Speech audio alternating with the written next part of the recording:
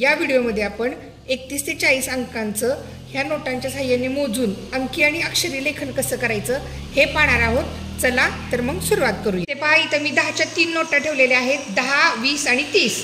30 म्हणजेच काय, 3 दशक। मग ह्या 30 मध्ये मी 1 रुपया मिळवला, मग 30 आणि 1 31। अंकामध्ये 31 असं लिहितात आणि अक्षरामध्ये 31 असं लिहितात।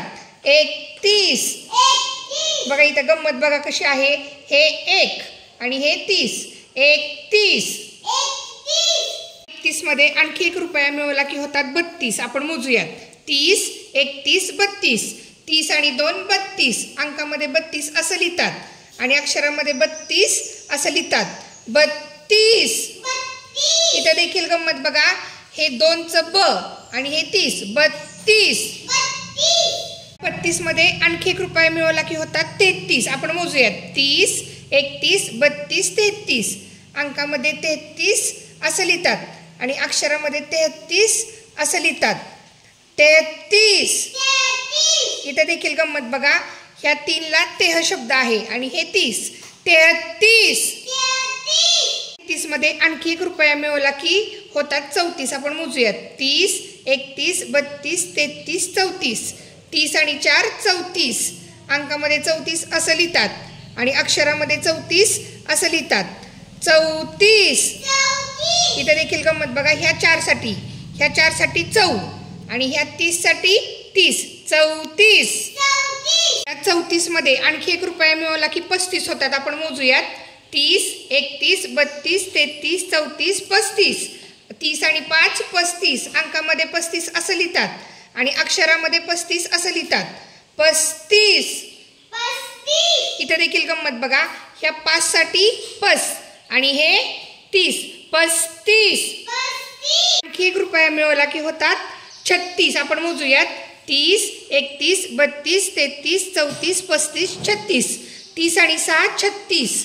अंकामध्ये 36 असं लिहितात आणि अक्षरामध्ये 36 असं लिहितात। 36।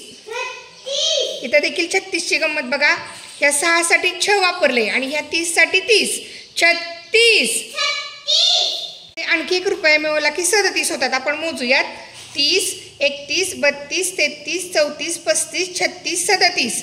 30 आणि 7 37। अंकामध्ये 37 असं लिहितात आणि अक्षरामध्ये 37 लिहितात। बघा, काही मुलं अक्षरी लिहिताना चुकतात, तसं नाही, तर 37 अक्षरात असं लिहायचं, 37।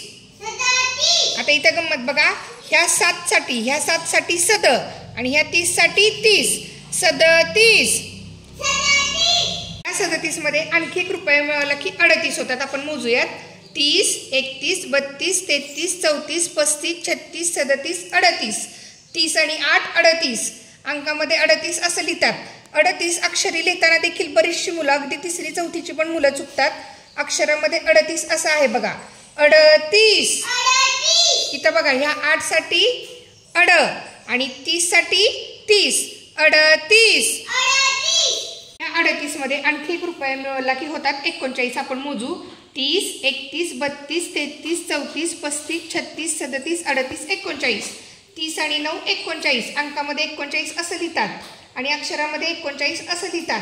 39 कसं लक्षात ठेवायचं, जर लक्षात राहत नसेल तर 9च्या पटीतील सर्व संख्या कशा लक्षात ठेवायचा याच्यासाठी मी एक व्हिडिओ बनवलेला आहे, त्याची लिंक डिस्क्रिप्शन बॉक्समध्ये देते, डिटेलमध्ये तुम्ही पाहू शकता। तरी मी थोडक्यात सांगते की 39 कसं लिहायचं।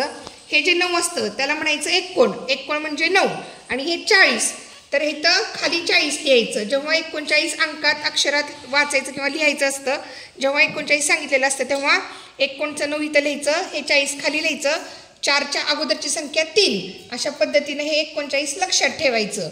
मग 39 म्हणजेच काय, 1 कमी 40ला म्हणायचं 39।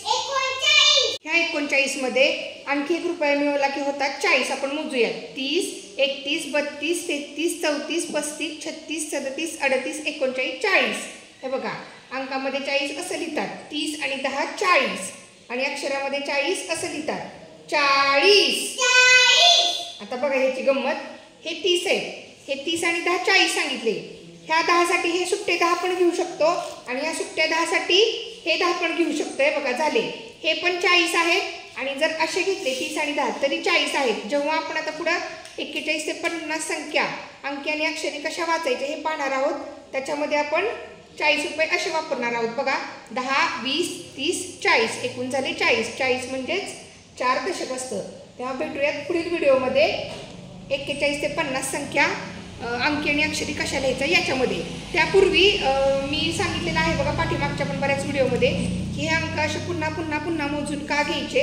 मुलांचा पुढील अंकाचा जेव्हा आता समजा हे किती आहे 34 आहे, जेव्हा मूल 34 अंक शिकत असतं तेव्हा 30 पासूनच का मोजायचं का तर त्यावेळेस 33, 32, 31 या अंकांचा म्हणजे नवीन अंक शिकताना पाठीमागील अंकांचा पुन्हा पुन्हा सराव व्हावा याच्यासाठी नवीन अंक शिकवला की मागच्या अंकांपासून मोजायला सांगायचं. वस्तूंच्या साह्यानं, काड्यांच्या साह्यानं किंवा नोटांच्या साह्यानं मोजायला सांगा.